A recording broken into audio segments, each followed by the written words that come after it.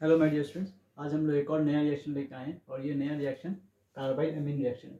इस रिएक्शन में इस रिएक्शन की इम्पोर्टेंस बहुत ज़्यादा है। इसलिए ज़्यादा है क्योंकि ऑलमोस्ट कई बार एग्ज़ाम में कई बार आ चुका है।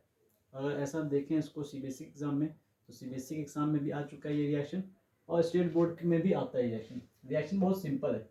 आपको अमीन दिख रहा है, इसका मतलब अमीन यहाँ पर ग्रुप रहेगा। और कार्बाइड किसको कहते हैं? तो कार्बन अगर नाइट्रोजन से जुड़ा होता है तो उसको कहते हैं कार्बाइड।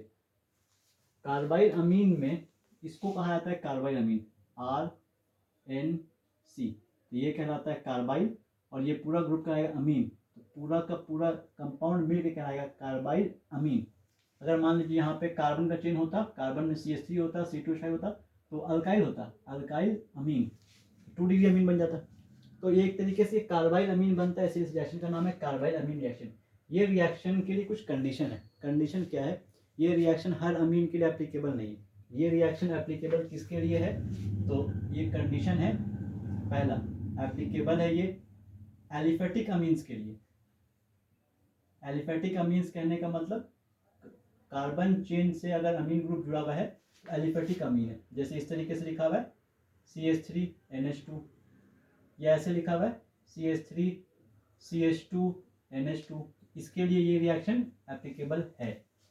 दूसरा एरोमेटिक अमीन्स, एरोमेटिक अमीन्स के लिए भी ये रिएक्शन एप्लीकेबल है। अब एरोमेटिक अमीन्स कहने का क्या मतलब हुआ? एरोमेटिक अमीन्स में बहुत सा अमीन आता है, लेकिन हम लोग के सिलेबस में सिर्फ और सिर्फ बेंजीनामीन पढ़ना है। बेंजीनामीन मीन्स एनिलीन। तो एरोमेटिक अमीन में एक एरोमेटिक ग्रुप लेंगे, बेंजीन। जैसा कि आप लोगों को पता है बेंजीन एक एरोमेटिक ग्रुप है और उसमें अगर NH2 ग्रुप लग गया तो ये हो गया एरोमेटिक अमीन।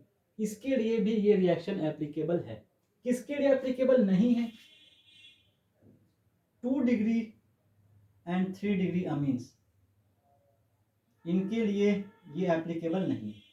2 डिग्री अमीन कहने का मतलब जैसे इस तरह से है लिखा हुआ CH3 CH2 NH CH3।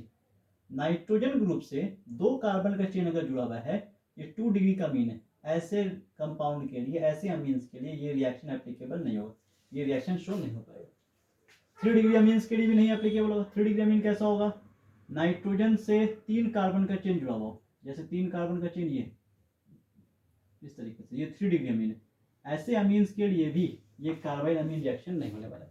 तो कार्बाइड अमीन रिएक्शन सिर्फ और सिर्फ एलिफेटिक और एरोमेटिक अमीन्स होने के लिए होगा, और वो भी 1 डिग्री वाला होना चाहिए। क्या इसके लिए एप्लीकेबल होगा? सोच कर बताइएगा। ऐसे लिखा हुआ है सी, यहाँ पर ले लीजिए NHCH3। क्या इसके लिए एप्लीकेबल होगा? नहीं, इसके लिए एप्लीकेबल नहीं होगा। नाइट्रोजन से देखिए 2 कार्बन ग्रुप जुड़ गया, एक यहाँ कार्बन जुड़ा हुआ है, एक यहाँ कार्बन जुड़ा हुआ है, एक तरीके से 2 डिग्री अमीन है, इसके लिए भी एप्लीकेबल नहीं होगा। NH2 ग्रुप होना चाहिए। क्या इसके लिए एप्लीकेबल होगा? फिर इसके लिए बताइए, क्या इसके लिए एप्लीकेबल होगा कार्बाइड अमीन रिएक्शन? सोचकर बताइए। NCH3 और यहाँ लिखा हुआ है CH3। यहाँ नाइट्रोजन से 3 कार्बन का चेन जुड़ गया है। एक कार्बन का चेन में बेंजीन है, एरोमेटिक ग्रुप है, और दूसरी तरफ एलिफेटिक ग्रुप जुड़ा हुआ है, 2। इसका नाम होता है NN डाइमिथाइल एनिलीन। हालांकि नाम एक अलग टॉपिक है, कभी हम लोग नाम सीखेंगे। लेकिन यहाँ पर आप समझिए कि ये जो है NN डाइमिथाइल एनिलीन, इसमें नाइट्रोजन से 3 कार्बन का चेन जुड़ा हुआ है, इसके लिए भी ये रिएक्शन एप्लीकेबल नहीं है। तो किसके लिए एप्लीकेबल है? तो सिर्फ इस तरह के अमीन्स के लिए एप्लीकेबल है। इस तरह के अमीन्स के लिए ये रिएक्शन शो होगा, ऐसे अमीन्स के लिए ये रिएक्शन शो नहीं होगा। अब रिएक्शन होता क्या है तो वो देखते हैं, और इसमें कंडीशन क्या है, किस कंडीशन पे रिएक्शन होगा? तो कंडीशन है ये क्लोरोफॉर्म से रिएक्ट करता है, CHCl3 और KOH। और KOH अल्कोहलिक मीडियम होना चाहिए। अल्कोहलिक में इथेनॉलिक मीडियम होता है, तो इथेनॉलिक मीडियम में, इथेनॉल मीडियम में ये रिएक्शन होता है और थोड़ा सा हीट कर दिया जाता है। तो कैसे रिएक्शन होगा ये देखते हैं। जैसे एक अमीन लिए हैं हम ऐसे RNH2, कितने डिग्री का अमीन कहिएगा इसको? 1 डिग्री अमीन, क्योंकि इस नाइट्रोजन से एक ही कार्बन का चेन जुड़ा, 1 डिग्री अमीन। इस 1 डिग्री अमीन का रिएक्शन हो रहा है क्लोरोफॉर्म से और KOH से इथेनॉलिक मीडियम में, और थोड़ा सा हीट करके। रिएक्शन याद कैसे रखिए? याद रखना बहुत आसान। आप 3 KOH का मॉलिक्यूल ले लीजिए, 3, अब यहाँ सोचिए, एक के और एक Cl मिलकर क्या बनाएगा, KCl। तो 3K और 3Cl मिलकर क्या बनाएगा, 3KCl। तो यहाँ से 3 KCl यूनिट को बाहर कर दीजिए, तो 3 KCl यूनिट बाहर हो गया। अब फिर से सोचिए, H और इसका एक OH है, तो H OH मिलकर क्या बनाता है, वाटर, तो वाटर बन जाएगा। H और OH मिलकर बनाता है वाटर, एक H एक OH बनाएगा एक वाटर। आप देखिए 3 OH है, KOH कितना लिए, 3 मॉलिक्यूल, एक KOH में एक OH मिलेगा, 3 KOH में 3 OH मिलेगा, 3 OH और यहाँ से देखिए 3 H मिलके 3 वाटर मॉलिक्यूल बनाएगा, 3 वाटर मॉलिक्यूल बनाएगा। तो इसका काम भी खत्म हो गया, इसका काम भी खत्म हो गया, इसका भी खत्म हो गया, इसका भी खत्म हो गया, इसका भी खत्म हो गया, बढ़ गया RN और बढ़ गया C। यही C नाइट्रोजन से आकर के जुड़ जाता है, तो बनता है कंपाउंड ऐसा RNC। इसी कंपाउंड का नाम क्या है, कार्बाइल अमीन।